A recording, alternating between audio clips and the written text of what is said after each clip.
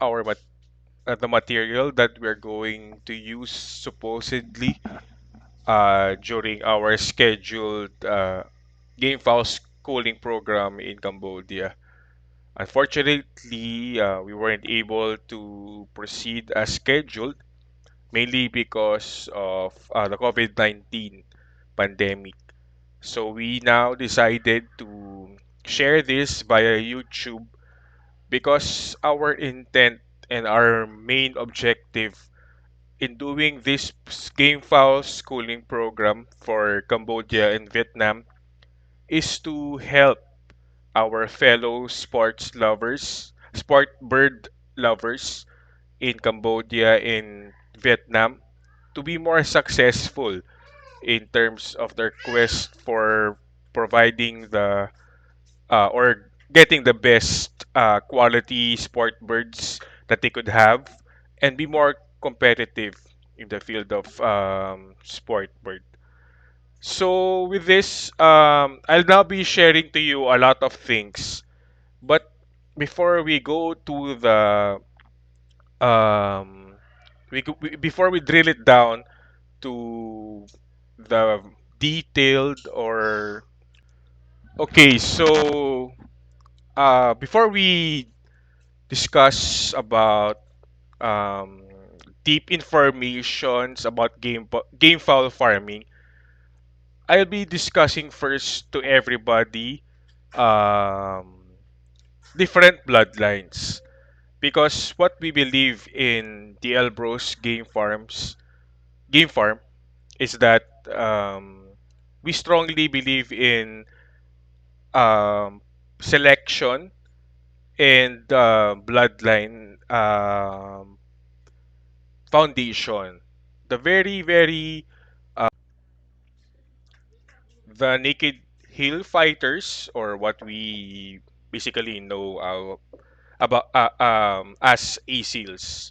So for most Cambodians, based on those, I've heard stories. No, I get to talk to a lot of Cambodians, Vietnamese. They are basically they want their bloodlines or what they fight in Cambodia to have this type of bloodline. They call it ASIL in general. But let me share to you a tip. Not all ASILs are meant to be bred for gaff fighting or Cambodia or Vietnam fighting. What I mean is that they are not as effective as what you think. Basically, this bloodline can give you the body confirmation, the weight that you desire, because they really come very big. They are really power punchers, and as an Oriental or as a based on their bloodline foundation or their bloodline composition, these are very defensive fighters.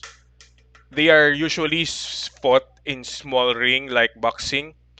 And one very good thing about these naked heel fighters, the ACLs and everything, is that they are very strong against diseases and can withstand a lot of stress. That's why in Cambodia and Vietnam, they prefer to have this kind of bloodline, mainly for them to be able to increase the durability and stamina of their chickens, especially that in Cambodia and Vietnam, you use the gaff for fighting. But one thing I would like to share to everybody is that not all A seals are really meant to breed for gaff fighting. Most A seals are meant for naked hill fighting. When we say naked hill fighting, they don't need um, weapons to fight. What they need, or some A seals, when put with weapons, will just sleep or will just run away from fighting. So these are the things that you have to take into consideration when you're buying A seals or naked hill fighters that you're going to infuse for your breeding. So there are different types of naked hill fighters. One is A seal. There is Japanese Shamo. This the what the Japanese Shamo looks like. So this Japanese shamo was invented, or the breeders for the naked deal fighters created this Japanese shamo mainly because they want to improve the station of the A seals. As you could see, the A seals are short-legged, and in terms of reach, they have very very low reach. And looking at the Japanese Shamo, they have long legs, long neck, and they are more durable in naked deal fighting in boxing. It's just like fighting a taller guy versus this one's a taller guy versus a shorter guy. Then definitely there's a very huge advantage for the Japanese Shamo versus the E-Seals. Anyway, in terms of gaff fighting, I don't suggest you use this kind of chicken. The one I'm pointing out right now, the Japanese Shamo. This type of chicken, long neck, long-legged, are not really good for gaff fighting because the longer the neck, actually, it's easier to hit. Remember, in gaff fighting, the critical points is the head, the neck part, and the spine. These are the critical points. So imagine if a chicken like this, having a very, very long neck, would be very vulnerable or easier for the opponent to hit him and kill him. So be careful, actually, in using these types of bloodlines.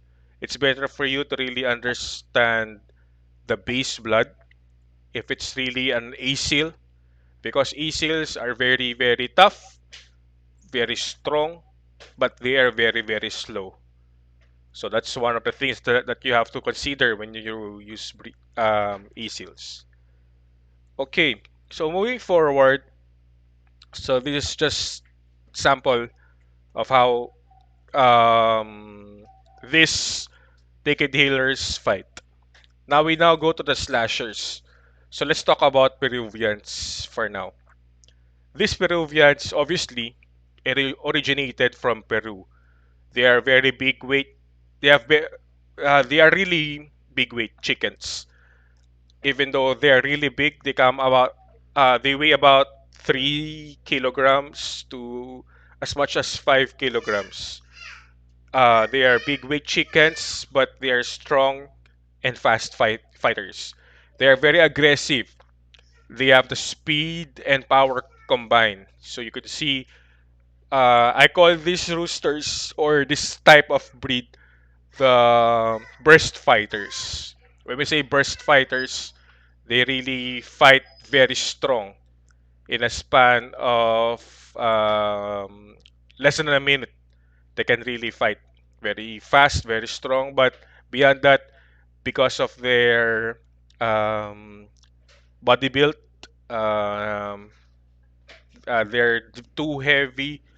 They easily get tired, and they easily um, lose the power eventually. So this there are a lot of different Peruvian bloodlines. So some of the Vietnamese and Cambodians believe that Peruvians are not really good for fighting in Cambodia and in Vietnam, or not good in terms of fighting with gaff. This is very very true, especially if the Peruvians is being fought at 100% pure Peru bloodline. But this bloodline is also very useful in terms of breeding. If you know how to use this bloodline, how to breed this bloodline, the Peruvians would really add a lot of benefits in your breeding. Later on, I'll be sharing to you how we can use this different Peruvians. But definitely, I totally agree. It's a very we cannot fight them as pure. It's hard to for them to win as pure. But if you cross them, basically, and if you know how to um, use them in breeding, then I believe that they would help you in creating very good and strong bloodlines. Now, let's now talk about USA or American bloodlines. These are the basically the widely known chicken bloodline in Philippines and in America. These USA bloodlines are the most widely used bloodlines for both in knife and gaff fighting. Actually, in America, they use these chickens. They have this what they call short knife fighting and the gaff fighting. They use these USA bloodlines for fighting with gaff. They are very strong, agile, fast, aggressive, with excellent, and they have excellent timing. They have the superb gameness. When we say gameness, they don't quit easily. They really have the intention to kill. They would really fight until their last breath. But one of the challenges in breeding USA fowls for Cambodia and, and Vietnam is that these roosters are only weighing about 1.8 kilograms to a maximum of 2.4 kilograms. It's very hard and rare to find pure USA roosters weighing above 2.8 kilograms that are very good fighters because they are not really bred to become big. In the Philippines, we have a maximum limit of 2.4 kilograms when we breed our chickens. Beyond that, we call it already, we reject them already. It's already a reject for us. We cannot use them in big events. But I think in for Cambodia and Vietnam, what you need is a bigger chicken, and I believe this would be very helpful. Another thing that I would like to mention and share to you is that compared to the Orientals, the Peruvians, the Isils, the Japanese Shamo, Vietnamese Ganoy, Brazilians, these are the Oriental bloods. These USA bloods are very sensitive to stress and disease. This is one of the major disadvantage of breeding USA chickens. But if you know how to really take care of them, you know the basics of disease management and prevention, then I believe that you will be successful also in breeding these chickens because they are very good chickens. Now, later on during my other videos, I will share to you how we're going to enhance the health of these bloodlines. But for the meantime, I want you to know that this bloodline is very sensitive. So they are very prone to get diseases, especially if the uh, biosecurity of your areas is not good. If there are history of having um, episodes of infections, epidemic for the game files, then I don't suggest that you start breeding them. You just have to, you need to know the basics of this kind of chicken bloodline and how to raise them and train them and how to manage prevention of the diseases and how to to treat them. All right, so actually this is one of my main topics for this video is I would like to share to you guys the different USA bloodlines that you can use for gaff fighting or breeding for Vietnam and Cambodia. Please take note that this is just my opinion and based on how well I know these bloodlines, based on my experience and based on my own observations on my own breeding. Um, these things that I would like to suggest to you are mainly based on my experience. So, different breeders, different farms have different opinions. But what I would like to share to you is what I know based on my experience, my observation, and based on my own breeding. All right, so these three roosters that you see right now are the top three roosters I would like to share to you about. First is the Velcro game fowl. The Velcro game fowl is a typical black rooster. Black rooster that has light feathers. Okay, they come in brown reds with light feathers. And what you can notice about the Velcro game fowls, those pure Velcros would always come green or dark-legged. And if you could see the cotton tail behind their backs, you could see that the cotton tail should be black. Okay, this one, the cotton tail is white, but for the Velcros, for them, for you to be sure that it's 100% Velcro game fowl, the cotton tail should be black. Okay, these Velcro game fowls are very good ground fighters. Ground fighters.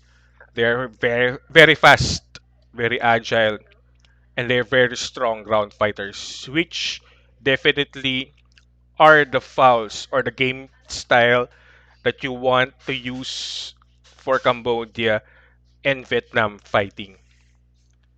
Another thing I would like to suggest to everyone when you breed USA fowls is that you really look for yellow-legged hatch game fowls. Okay? It's basically almost resembles a sweater bloodline, but it comes out with red in color. Okay? And usually they are pecom.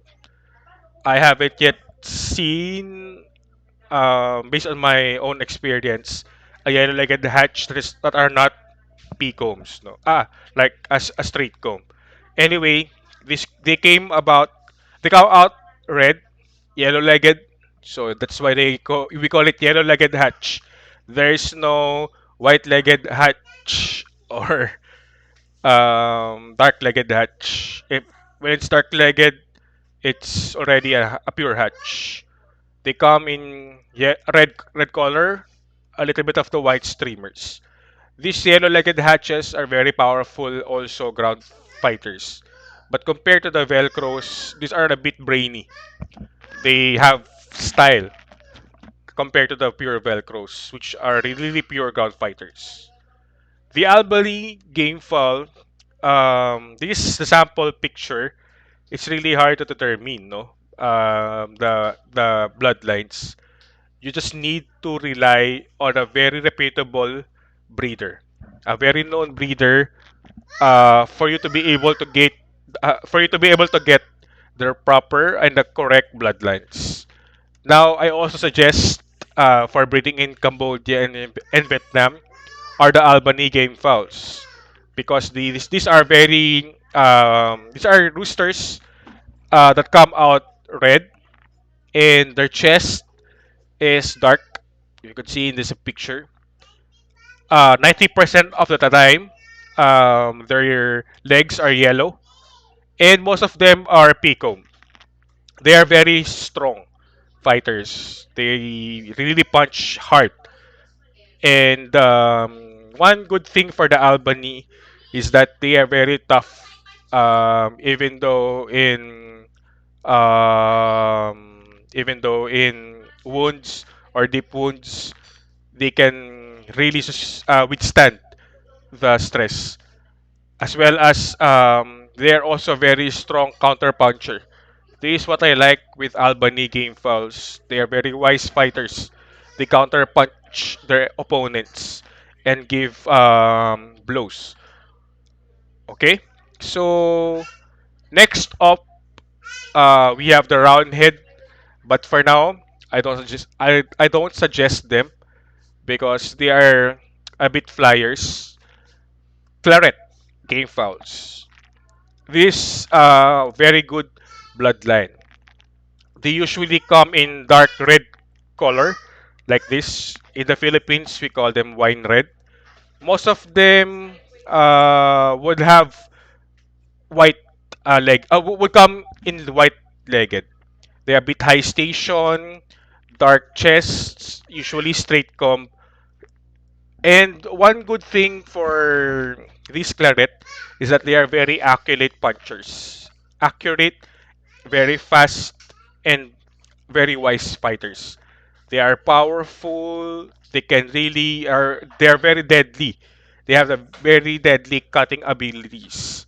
They can easily kill you. They can easily hit you at a very accurate rate. They are single strokers, but when they hit you, they would really hit you very hard, hit you very bad. Next would be the butchers. So this is the butcher. These are the typical fouls in the USA bloodlines that are very known to be body punchers.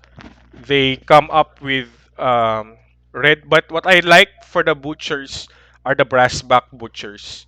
They are very strong. Um, they are really very strong body punchers, and they can hit you anywhere. These are other. This is the sample of the brass back. So, base the blood is a butcher, but I haven't tried this yet.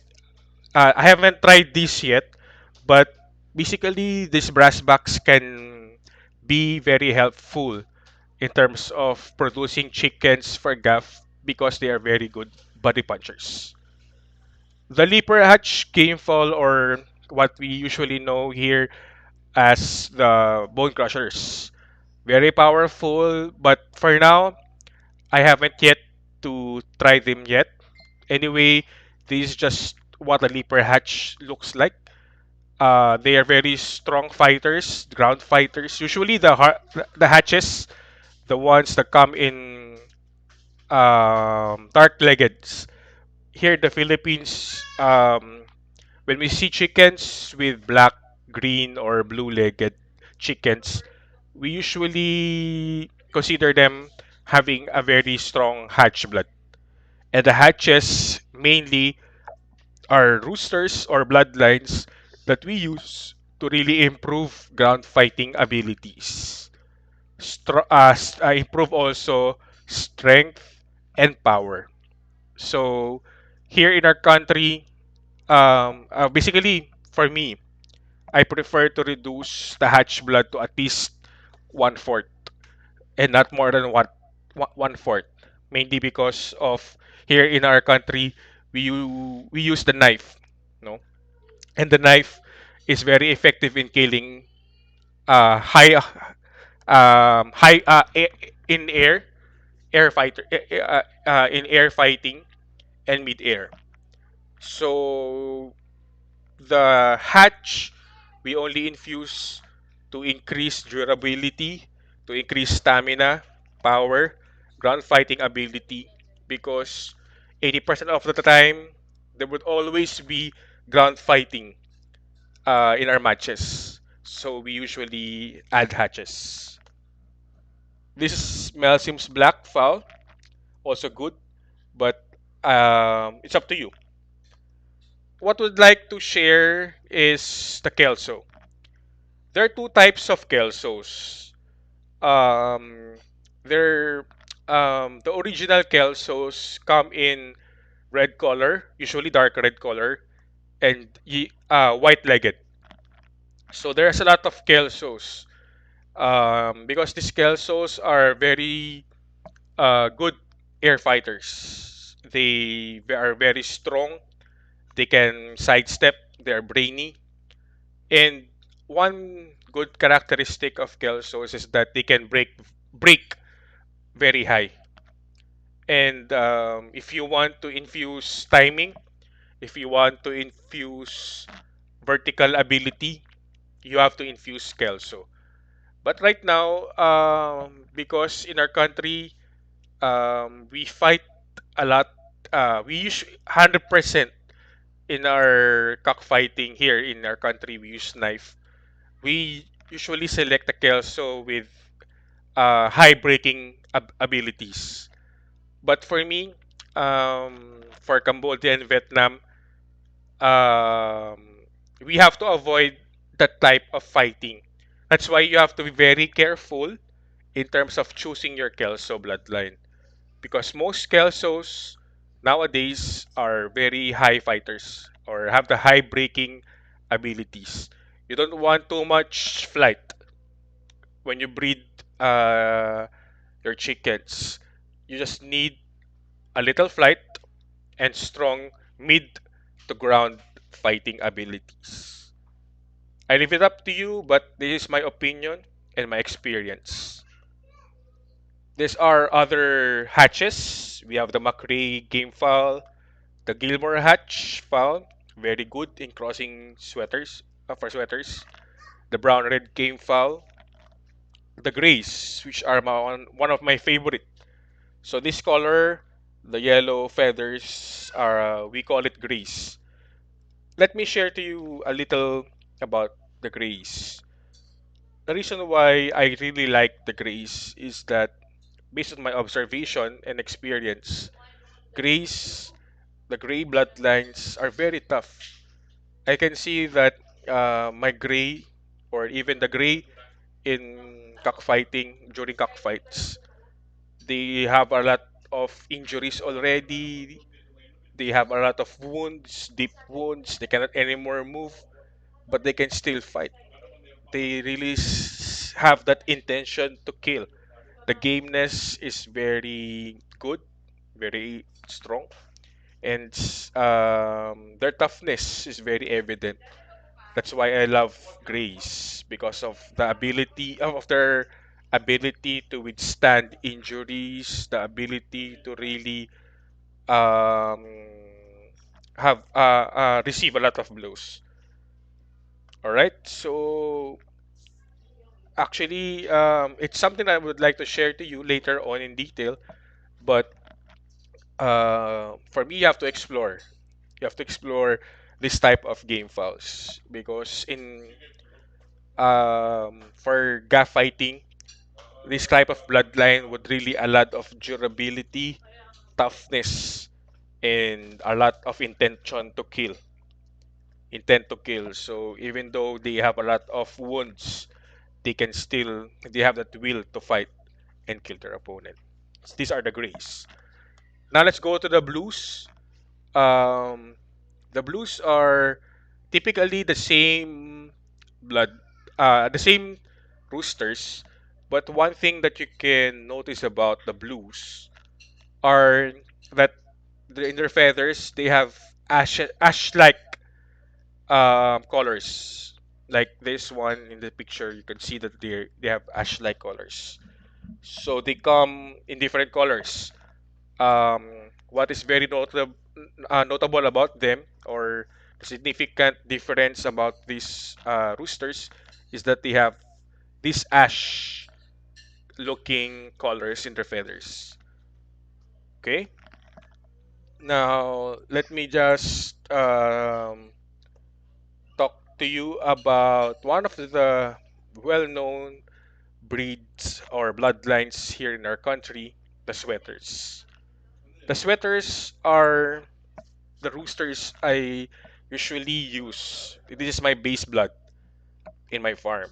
I have what I use is the Dink Fair $5,000 line sweater and the Golden Boy sweater by Dink Fair.